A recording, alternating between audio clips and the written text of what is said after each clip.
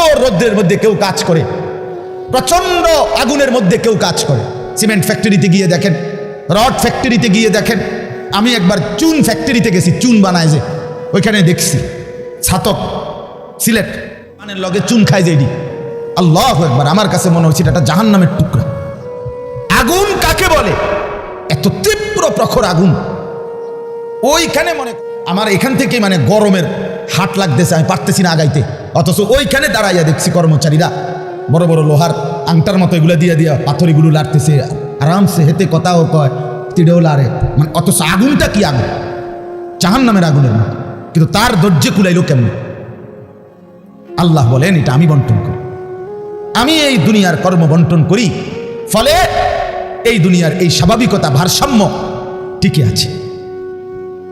আমরা আল্লাহর সাথে বেশি তুচ্ছ অবজ্ঞা করছি, আমরা জানি না আমাদের শেষ পরিণতি কি। ওমা কাদারুল্লাহ হাক্কা কদরি, আল্লাহ বলছে বান্দা তোমরা আমাকে যথোপযুক্ত কদর করলা না।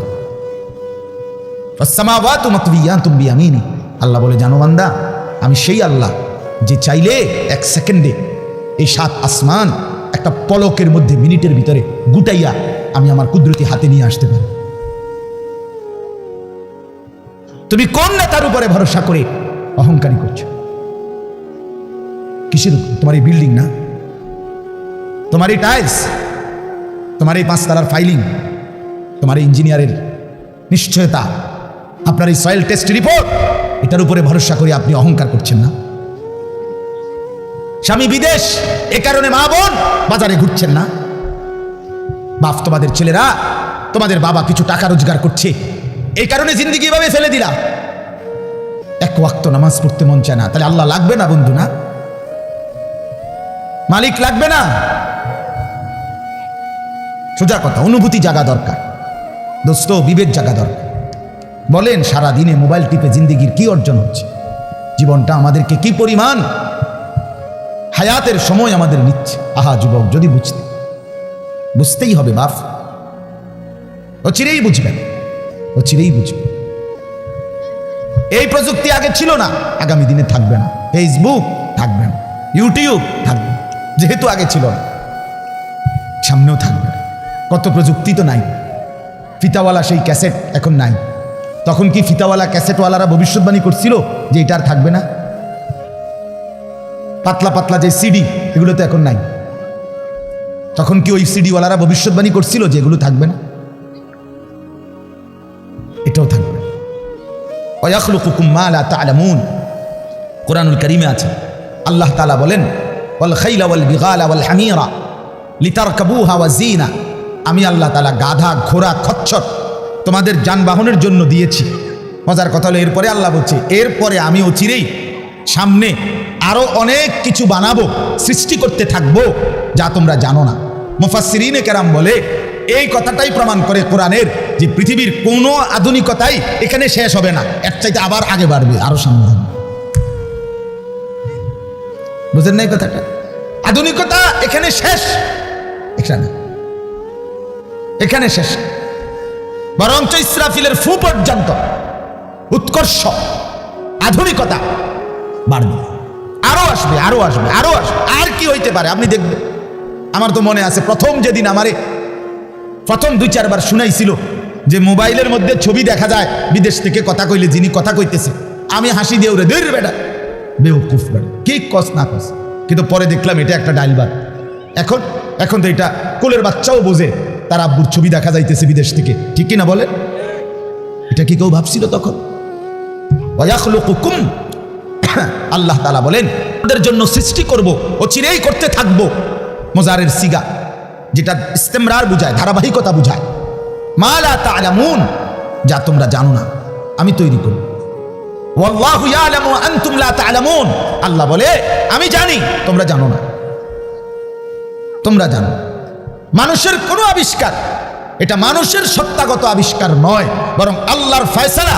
এই জন্য আল্লাহ তাআলা যাকে দিয়ে যা করাবেন দুনিয়ায় তা আল্লাহই করাচ্ছেন। কসম খোদার, এটাই সত্য। এই বন্ধু বিশ্বাস করো, এটাই সত্য।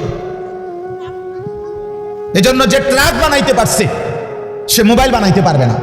বলে তুমি এত বড় ট্রাকের মতো একটা এত বড় যন্ত্র মেশিন বানাইছো, একটা গাড়ি বানাইতে পারলে তো এই ছোট্ট মোবাইলটা তুমি বানাইতে পারতা না? সে পারবে না। আল্লাহ তাআলার কুদরত এটা। কোরআনে আল্লাহ বলছেন নাহনু কাসামনা বাইনাহুম মাঈশাতাহুম ফিল হায়াতিদ দুনিয়া। আল্লাহ বলে এই দুনিয়ায় আমি রব্বুল আলামিন আমার বান্দাদের মধ্যে কর্ম আমি আল্লাহ নিজে বন্টন করে থাকি। এটা কোরআনের আয়াত। আল্লাহ বলছে আমি বন্টন করি, আমি বন্টন করি,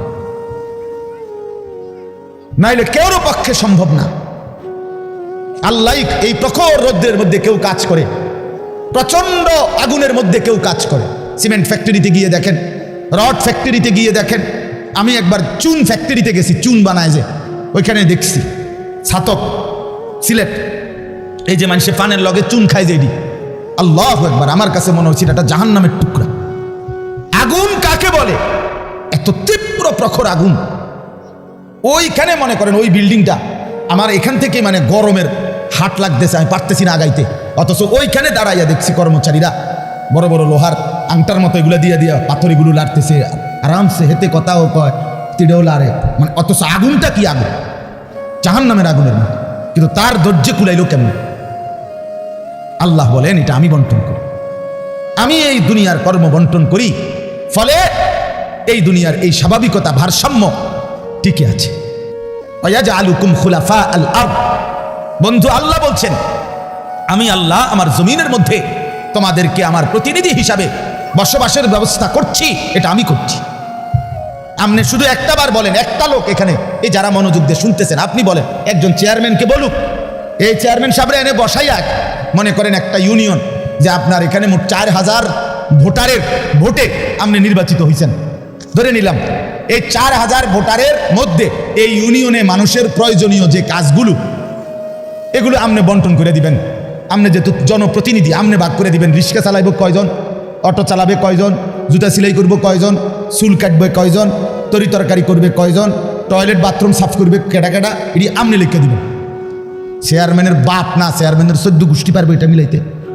কথা বলেন না, পারবে এগুলো বন্টন করে দিতে?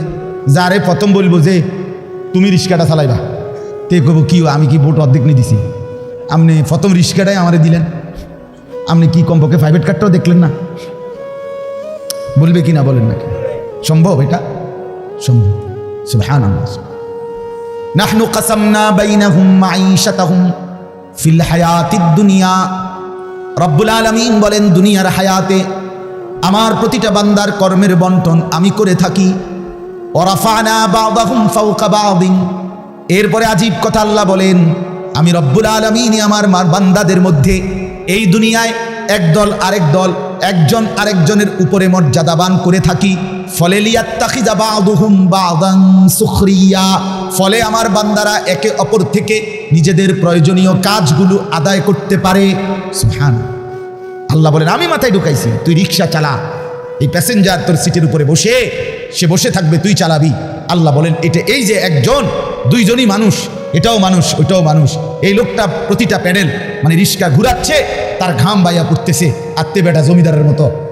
সে এটার মধ্যে ফোমের এটার মধ্যে সিটটার মধ্যে বইয়া মোবাইলে কথা কয়, ঠ্যাং দুইটা আলগি দিয়া, কিরে বেটা কি তারে, তা সে যদি বলতো বেটা প্রয়োজনে ভিক্ষা করে খামু বেটা, তো তোরে ভেবে টাইনতে হবে নাম বেটা, দুজন একটা যাবো বেটা। কথার কথা, কে তারে বুঝাবে তখন? কিন্তু আল্লাহ তাআলা বলেন আমি আমার এই বান্দাদের মধ্যে বুঝাইছি, একজন ড্রাইভার, একজন প্যাসেঞ্জার, একজন বিক্রেতা, একজন ক্রেতা, একজন সারাটা দিন মেহনত। আহা বন্ধু, আমি তো অনেকবার, আমি ঢাকা যখন পড়ালেখা করছি কত সময় তাকায় দেখছি এই যে গার্মেন্টস মিল ফ্যাক্টরির শ্রমিকরা, ছেলে মেয়েগুলো কি পরিমাণ মানবেতর জিন্দেগি। তারা এই 8 ঘন্টা 10 ঘন্টা ওভার টাইম করে ডিউটি শেষ করে ছোট্ট ছোট্ট খুপরির মতো কোন রকম জিন্দেগির জীবনটা তারা কষ্ট করে চালায়। অল্প কয়টা টাকা বেতন পায়, বেতনটার জন্য কত সময় কত আন্দোলন করতে হয় তাদেরকে। এই সামান্য কয়টা টাকা দিয়ে তারা জীবনটা নির্বাহ করে বছরের পর বছর, অথচ তাদের সেই কষ্টের মেহনতের পরিশ্রমের পণ্যটা বিক্রি করে মালিক ও পক্ষ কোটি কোটি টাকার রাজপ্রাসাদে আলিশান বিত্ত বৈভবের মধ্যে উল্লাস করছে। আল্লাহ বলেন বান্দা এই যে ব্যবধান, এটা আমি করছি, এটা আমার ফয়সালা, আমার ইচ্ছা। আমি যাকে মন চাই ধনী বানাই, আমি যাকে মন চাই গরিব বানাই, আমি যাকে মন চাই সম্পদের প্রাচুর্য বাড়িয়ে দেই, আমি যাকে মন চায় সম্পদ কমিয়ে দেই। আমার বান্দা, এটা তোমার দুনিয়াবি কোনো শিক্ষা, দুনিয়াবি কোনো যোগ্যতা, শারীরিক কোনো দক্ষতা, তোমার মেধার কোনো বিচক্ষণতা নয়, কসম আল্লাহর নয়। যুবক, প্রতারিত হইও না বন্ধু, প্রতারিত হইও না। তোমার মতো সুখী সচ্ছল ছিল, বাবার সম্পদ ছিল, চাকরি ছিল, বাবা বিদেশ ছিল, এরকম হাজারো সন্তান আজকে উদ্বাস্তু শরণার্থী শিবিরে, শরণার্থীর মতো মানবেতর জীবন ফিলিস্তিনে, রোহিঙ্গাতে, সিরিয়াতে, ইরাকে মুসলমানের লক্ষ কোটি সন্তান রোহিঙ্গার আরে শরণার্থী উদ্বাস্তু হিসাবে মানবেতর জীবন যাপন করছে। এদেরও ফ্যামিলি ছিল, এদেরও মা ছিল, এদেরও বাবা ছিল, এদেরও ব্যাংক ব্যালেন্স ছিল, এদেরও হাস্যোজ্জ্বল চেহারা ছিল। বরং আমাদের চাইতে আরবের মানুষের চেহারা লক্ষ কোটি গুণ বেশি সুন্দর। বন্ধু আমার, কি রঙে, আমার কথা শেষ, আমি বেশি আর বাড়াবো না।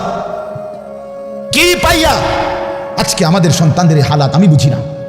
আরে বন্ধু, কি গুপ্তধন পাইয়া গেলা, কোন জমিদারি পাইয়া গেলা, যে জমিদারির কারণে আল্লাহকে এভাবে ভুলে গেলা? কারণটা কি? মুসলমানের বাবারা এভাবে ভুলে গেলেন কেন? মুসলমানের মারা এভাবে বেপর্দায় নামে গেলেন কেন? মুসলমানের বোনেরা এইভাবে অসভ্যতায় নেমে গেল কেন? হায়া কোথায়, লজ্জা কোথায়, শরম কোথায়? আল্লাহকে এইভাবে ভুলে গেলেন কেন? যে ঘরে বাপ মা জীবিত, অথচ ক্ষুধার 365 দিনে, একটা বছরে, একটা 16 বছরের, 18 বছরের ছেলে মেয়ে, আপন মা বাপ জীবিত থাকতে কোনোদিন একটা বছরে ফজরের নামাজ পড়ল না। এত বড় জানোয়ার মুসলমানের ঘরে ঘুমায় কেন বলেন? এত বড় অসভ্য এক মুসলমান বাবা মা এই সময় এত বড় নাফরমান নিয়ে এই ঘরে জীবন চলছে কেন?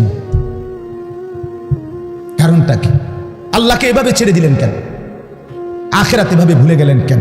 কি ব্যাপারটা কি? হ্যাঁ, এই পৃথিবীর চারদিকে, চতুর্দিকে যদি মুসলমান মজলুম হয়, নির্যাতিত হয়, তা আমরা কি মাটির মধ্যে না, নাকি আমরা চাঁদের দেশে? আমরা মাটিতে থাকি না উপরে থাকি? তো এই জন্য যুবক ভাই, নষ্ট হইও না বাপ, নষ্ট হইও না। এই বন্ধুর কথা মনে রাখো, আমরা মূর্খ না। আলহামদুলিল্লাহ, পড়ালেখা আমরাও করছি, জেনারেল লাইনেও পড়ালেখা করছি, মাদ্রাসার লাইনেও পড়ালেখা করছি। শতভাগ আস্থা নিয়েই বলতেছি, বুঝ নিয়েই বলতেছি। আমি কুমিল্লা ভিক্টোরিয়া কলেজ থেকে মাস্টার্স পাস করছি, আলহামদুলিল্লাহ। সরকারি আলিয়া মাদ্রাসা থেকে টাইটেল কামিল পাস করছি, কওমি মাদ্রাসা থেকে দাওরায়ে হাদিস পাস করছি। কাজে বুঝেই করতেছি, বুঝেই বলতেছি। ইংরেজিও পুরা পড়ছি, আরবিও পুরা পড়ছি। এই জন্য বিজ্ঞান সায়েন্স বিভাগ থেকে দাখিল পাস করছি, এসএসসি। আমি বন্ধু বুঝাইতে চাচ্ছি এই কথাটা অহংকারের জন্য বা ফুটাঙ্গিরির জন্য না, এই বাস্তবতাটা বুঝানো। এই দুনিয়ার এই সবটা মিলাইয়া আজকে যে কয়জন অভিভাবক আছেন অথবা যে কয়জন যুবক ভাই আছেন, দোস্ত, আমরা আল্লাহর সাথে বেশি বাড়াবাড়ি করছি, আমরা আল্লাহর সাথে বেশি তুচ্ছ অবজ্ঞা করছি। আমরা জানি না আমাদের শেষ পরিণতিটি। ওমা কাদারুল্লাহ হাক্কা কদরি, আল্লাহ বলছে, বান্দা তোমরা আমাকে যথোপযুক্ত কদর করলা না।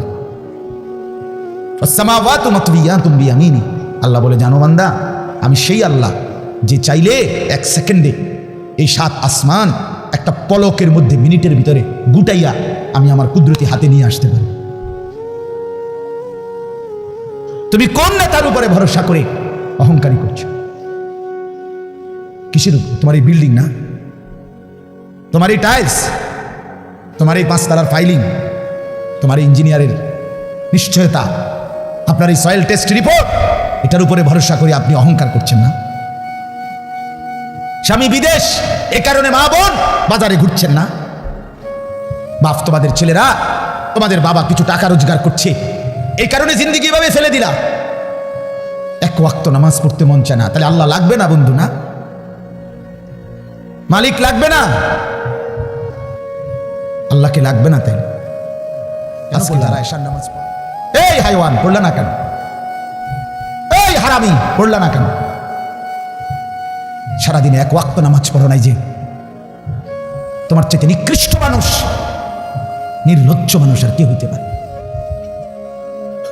মুসলমানের ঘরে জন্ম নিয়ে এক মুসলমান মায়ের পবিত্র দুধ এক টানা 2টা বছর খেয়ে এত নিকৃষ্ট মানুষ হয় কেন? এত নিকৃষ্ট মুসলমান হয় কেন? মিয়া এত সভ্য মুসলমানের রক্ত এত বেদামি হবে কেন? অনুভূতি এভাবে মরে যাবে কেন? এই জন্য আমি আপনাদের সামনে কোরআনুল কারীমের যে আয়াতটা পড়ছি, সূরা আলে ইমরানের 102 নম্বর আয়াত, আল্লাহ তাআলা বলছেন, ইয়া আইয়ুহাল্লাযীনা আমানুত্তাকুল্লাহা হাক্কা তুকাতিহি, হে ঈমানদারগণ, হে মুসলমানরা, মুমিনরা, তোমরা আমার। আল্লাহ বলছে 89 বার কোরআনুল কারীমের মধ্যে আল্লাহ তাআলা, একবার দুইবার না দোস্ত, হে ঈমানদারগণ, হে আমার মুমিন বান্দা, এই কথা বলে আল্লাহ 89, 8, 9, 89 বার আল্লাহ কোরআনে ডাক দিয়েছেন। বলছে তুমি আমার বান্দা, তুমি মুমিন, তোমারে আমি জান্নাত দেব। বান্দা, তোমারে আমি জান্নাত দিতে চাই, বিশ্বাস করো, তোমার জন্যই জান্নাত, কোনো বেঈমানের জন্য জান্নাত না। ঈমানবিহীন কেউ জান্নাতে যাবেন। পৃথিবীর সমস্ত ভালো কাজ যদি কোনো বেঈমান করে তবুও সে জান্নাতি হবে। গোটা পৃথিবীটাও যদি কেউ মালিক হইয়া দান করে দেয়, এত বড় মহানুভব, কিন্তু সে বেঈমান, ঈমান হীরা হারা, কালেমা হারা, সে কশ্চিন কালেও পরকালীন মুক্তি পাবে। ঈমান এইসা সম্পদ, ঈমান এতনা দামি জিনিস, এতটা দামি সম্পদ।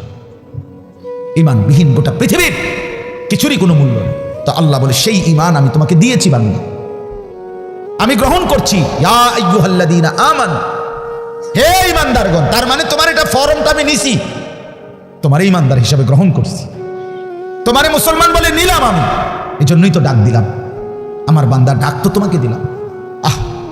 হযরত হাসান বসরি রাহমাতুল্লাহি আলাইহি বিশ্ববিখ্যাত তাবেঈ ছিলেন, আলেম ছিলেন, শ্রেষ্ঠ বুজুর্গ ছিলেন হাসান বসরি রাহমাতুল্লাহ। আমরা তাফসিরে পড়ছি, উনি বলতেন, যখনই কোরআনের এই আয়াত ইয়া আইয়ুহাল্লাযীনা আমানু এটা শুনবে, তো প্রত্যেকটা মুমিনের উচিত সে কান খাড়া করে সাথে সাথে নড়ে চড়ে বসা, আর হৃদয়ের মধ্যে কথা আনা, আমার মুনিব আমাকে ডাকছেন, এখন হয়তো আমাকে কিছু করতে বলবেন অথবা কিছু নিষেধ ছাড়তে বলবেন, আর আমার উচিত মুনিবের ডাকেই সাড়া দেওয়া। তো আল্লাহ তাআলাও এখানে বলছেন, ইয়া আইয়ুহাল্লাযীনা আমানু, হে ঈমানদারগণ, ইত্তাকুল্লাহা হাক্কা তুকাতিহি, তুমি পূর্ণ হক আদায় করে, সামর্থ্যের সবটা দিয়ে, নিজ যোগ্যতার সবটুকু দিয়ে, নিজ সামর্থ্যের সবটা দিয়ে হক আদায় করে তুমি আল্লাহকে ভয় করো, তাকওয়া অর্জন করো। আখিরাত খামখেয়ালি করো না, আল্লাহর হুকুম মানাটাকে খামখেয়ালি করো না, নয়সয় মনে করো না, জোরাতালি মনে করো না। হাক্কা তুকাতিহি, একেবারে হক আদায় করে আল্লাহকে ভয় করো। এই কথাটা যে আল্লাহ কোরআনে বন্ধু কতবার বলছে, বারবার বারবার বারবার। ইয়া আইয়ুহাল্লাযীনা আমানুত্তাকুল্লাহা ওয়া কুলু কাওলান সাদীদা, এই যে আল্লাহ বলছে, ইয়া আইয়ুহাল্লাযীনা আমানুত্তাকুল্লাহা ওয়া কুনু মা'আস সাদিকিন, এই যে আল্লাহ বলছে, ইয়া আইয়ুহাল্লাযীনা আমানুত্তাকুল্লাহা ওয়াল তানজুর নাফসুম মা কদ্দামাত লিগাদ ওয়াত্তাকুল্লাহ, এই যে আল্লাহ বলছে, ইয়া আইয়ুহান নাসুত্তাকু রাব্বাকুম আল্লাযী খালাকাকুম মিন নাফসিন ওয়াহিদা, এই যে আল্লাহ বলছে, ইয়া আইয়ুহান নাসুত্তাকু রাব্বাকুম ইন্না জালজালাতাস সাআতি শাইউন আযীম, এই যে আল্লাহ বলছেন বারবার বারবার বারবার। আল্লাহ বলছে, হে ঈমানদার মুমিন বান্দা আমার, তুমি অন্যদের মতো না, তুমি হিন্দু না, তুমি বৌদ্ধ না, তুমি ইহুদি না, তুমি খ্রিস্টান না, তুমি নাস্তিক না, তুমি মুরতাদ না, তুমি বেঈমান না, তুমি আমার মুমিন বান্দা, তুমি আমার ঈমানদার বান্দা। তুমি আর 10 জনের মতো না, ভাত আমি সবাইকে খাওয়াবো, সেজদার তৌফিক আমি সবাইকে দেব না। বউ বাচ্চা, স্ত্রী সন্তান, সংসার, বাড়ি গাড়ি, ক্ষমতা, এটা তো আমি আল্লাহ বেঈমানকেও দিচ্ছি, বেশি দিচ্ছি। কিন্তু আল্লাহ বলেন, মুমিন তোমাকে আমি জান্নাত দেব, জান্নাত, জান্নাত দেব, জান্নাত দেব। ঈমানদার জান্নাত এক পলক দেখবে। হাদিসের মধ্যে আছে, আল্লাহর নবী সাল্লাল্লাহু আলাইহি ওয়াসাল্লাম বলেন, পুরাটা হায়াত যেই বান্দা, যেই মুমিন দুঃখ কষ্ট আর যন্ত্রণায় কাটাইছে, কোনোদিন 1 সেকেন্ডের জন্য সুখ পায় নাই, কিন্তু এক মুহূর্তের জন্য আল্লাহর নাফরমানি করে নাই। খোদার কসম, আল্লাহর নবী বলেন, বন্ধু, হাসরের ময়দানে আল্লাহ তার সেই অনুগত বান্দাকে, হুকুম মাননেওয়ালা মুমিন, যে কোনোদিন সুখ পায় নাই, দুনিয়ায় আনন্দ পায় নাই, দুঃখ আর যন্ত্রণা। আমার একজন নিকটাত্মীয় আছে, আমার এই হায়াতে, আমার ঘনিষ্ঠ আপনজন, আমার এই হায়াতে, আমার এই 20-25 বছরের ভিতরে আমি কোনোদিন তার সুখের কথা খুব কমই শুনছি। যখনই শুনছি উনি বিপদেই আছে, কোনো না বড় সড়ো মুসিবতে, একটার পর একটা তার বিপদ লেগেই আছে। বিপদ যেন তারে ছাড়ে না, মুসিবত যেন তার। আমি তার জন্য নিজে উমরা করছি, কত সময় কত দোয়া আমার সেই আপনজনের জন্য আমি করি। কিন্তু আমার কাছে মনে হয় আমার মালিকের ফয়সালা এটা, যে মুসিবত তাকে ছাড়ে না, বিপদ তাকে ছাড়ে না। আল্লাহ নবী সাল্লাল্লাহু আলাইহি ওয়াসাল্লাম বলেন, এই প্রচন্ড মুসিবতের ভিতরেও আমার হুকুমটা মেনে যে আখিরাতে গেল, আল্লাহ তাআলা ফেরেশতাকে বলবে, আমার এই বান্দাকে জান্নাতের চারদিকটা একবার ঘুরাইয়া, জান্নাতের দরজা বরাবর একটু দাঁড় করাইয়া আবার নিয়ে আসো। কসম আল্লাহর, এটা হাদিস। ওই জীবনভর দুঃখ কষ্টে আল্লাহর হুকুম মেনে গেছে, সেই লোকটাকে চারদিকে ঘুরাইয়া জান্নাতের দরজার কাছে 1 মিনিটের জন্য ফেরেশতা দাঁড় করাবে। জান্নাতের একটা মিষ্টি বাতাস 1 সেকেন্ডের জন্য তার কলিজাটার মধ্যে এসে লাগবে ভিতর থেকে। এইবার লোকটাকে আল্লাহ রসুল বলেন, আল্লাহর সামনে যখন আনা হবে, আল্লাহ তাআলা জিজ্ঞেস করবে, আমার বান্দা, জীবনটা বুঝি দুঃখ আর কষ্টেই কাটাইছ না? কসম আল্লাহর হাদিসে আছে, ওই বান্দা বলবে, মাওলা, বলেন কি মাওলা, জীবনের দুঃখ কি জিনিস আমি তো কখনোই দেখিনি। আল্লাহর কসম, রসুল বলছে, মুমিন ওই 1 সেকেন্ডের জান্নাতের বাতাস তার 70 বছরের দুঃখ ভুলায় দেবে। মুসিবত ভুলায়। এজন্য বন্ধু, চালাক মনে করেন না, সিটার বাটপার যারা, হ্যাঁ আমনে চালাক, আমরা বেকুব, জি না, আমরা ভাত খাইয়া বড় হয়েছি। আমি বন ফানি চা দিয়া ভিজাইয়া খাইয়া বড় হয়েছি না। যুবক, তোমরা যারা নামাজ পড়ো না, আর সারাদিন নারীর ছবি আর নর্তকীর নাচ গান আর এই ফালতু জিন্দিগি, সমবয়সীদের সাথে আড্ডার মাস্তানি আর এই সদর বদর, তুমি চালাক বেটা। হ্যাঁ, তুমি যা খাইয়া বড় হইছ, আমি তো তা খাইয়াই বড় হইছি। এই মাটি আলো বাতাসে যদি তুমি বড় হও, তো আমি কি মাটির তলে বড় হইছি? বুঝবো না কেন? বুঝি না কেন? কি বেশি বুঝ জ্বালাইছো তুমি? আপনারা যারা সুদ খান, ঘুষ খান, হারাম খান, আপনাদের যাদের অবৈধ উপার্জন, আপনাদের যাদের স্ত্রী বেপর্দা, আপনাদের যাদের মেয়ে বেপর্দা, আপনাদের যাদের ঘরে রঙিন টেলিভিশনে নাচ গান নর্তকীর ছবি সারা বছরের পর বছর চলে, আপনারা মোটেই চালাক না, আপনারা বেওকুফ, আপনাদের ফ্যামিলিও বেওকুফ। মিয়া আহাম্মক, মিয়া আপনি ধরা খাইছেন, মিয়া হেরে গেছেন, মিয়া হেরে গেছেন, জীবনের কাছে হেরে গেছেন, আখিরাতের সামনে হেরে গেছেন, কবরের সামনে হেরে গেছেন। আপনি সামান্য দুনিয়ার লেগা, অথচ এই দুনিয়া নেককাররাও ভোগ করে কিনা বলেন না কেন? নামাজ চললে ফাঙ্গাস মাছের যে স্বাদ, বেনামাজিরও এই স্বাদ। বেনামাজি যেটারে টাইলস কয়, নামাজি এটারই টাইলস কয়, এতে কোনো মাটি কয় না। তাহলে আপনি আহামরি কি দুনিয়া ভোগ করলেন বলেন? কি জন্য আখিরাত ছেড়ে দিলেন? আল্লাহ আমাদেরকে বুঝার তৌফিক দান করেন। অতএব বাপ, আমার কথা একটু শক্ত, পরে মনে মনে করবেন যে এরকম দিয়ে একজন থাই, হুজুরদের মধ্যে কিছু থাকে, কি করবে? কিছু শক্ত হুজুর থাকতেই পারে না, বেজাল্লা হুজুর ধরেন না। আমি এই কিছু বাকি আমি দিল জাগাইতে চাই, খোদার কসম, দুশ্মনী নিয়ে বলি না। কি ভাই, কারোর সাথে কোনো দুশ্মনী ছিল কি? কোনো ঝগড়ার কারণে বলা হইতেছিল কি? মারামারি কি? জামা বইতে লাইছিল, আজ যে সুরিয়ালাম তোরে বেটা ফাইছি, বাতিজার ফুট তোরে আজকে ফাইছি, মাইকেও ফাইছি সুবিধা মতো, আজকে কই না। ব্যাপারটা তো এটা না দোস্ত, আমার বাপ, আমার পর্দার আড়ালের মা বোন, আপনাকে জাগাইতে চাই। মা, কেন বেপর্দার জিন্দিগি? যে নারী তার ইজ্জতের কদর বোঝে না, যে নারী তার পর্দার কদর বোঝে না, যে নারী তার সতীত্বের সম্ভ্রমের কদর বোঝে না, খোদার কসম সে নারী না, সে কোনো মহিলা না, সে ভিন্ন কোনো পদার্থ হইতে পারে। রাসূলুল্লাহ সাল্লাল্লাহু আলাইহি ওয়াসাল্লাম, আমরা এটাই পড়ছি, নবী বলছেন, নারী বলে তাকে আড়ালে থাকে যে, নিজেকে পর্দায় রাখে যে, নিজেকে আড়ালে রাখে যে, তাকেই বলে নারী। এজন্য যে বেপর্দা, বেহায়া, নির্লজ্জা, বেশরম, এটা কোনো নারী না, অন্য কোনো পদার্থ, অন্য কিছু। বলে তো কিতা, এটা হেবুড়ি ডাক্তার দেখ, ডাক্তারই তো একটা রিপোর্ট দিব, পরীক্ষা নিরীক্ষা করে চাইব কিতা, আমি কি লেখতাম রাসূল বলছে নারী বলে তাকে পর্দায় থাকেছে। আল্লাহ আমাদেরকে বুঝার তৌফিক দান করে। অতএব এটাই কথা আমার, রমজান সামনে, আমাদের জীবনের সুযোগ নিজেকে বদলানো, নিজেকে পরিবর্তন করার, জীবনটা গঠন করার। এজন্য আমি এই আয়াত পড়ছি। আল্লাহ বলছে বান্দা সাধ্যের সবটুকু দিয়ে সর্বোচ্চ হক আদায় করে আমাকেই ভয় করো। আর আল্লাহকে ভয় করার অর্থ দুইটা, সমস্ত গুনাহ ছেড়ে দেওয়া, আল্লাহর সমস্ত হুকুম পালন করা। আল্লাহ আমাদেরকে তৌফিক দান করে। ওয়ালা তামুতুন্না ইল্লা ওয়া আনতুম মুসলিমুন।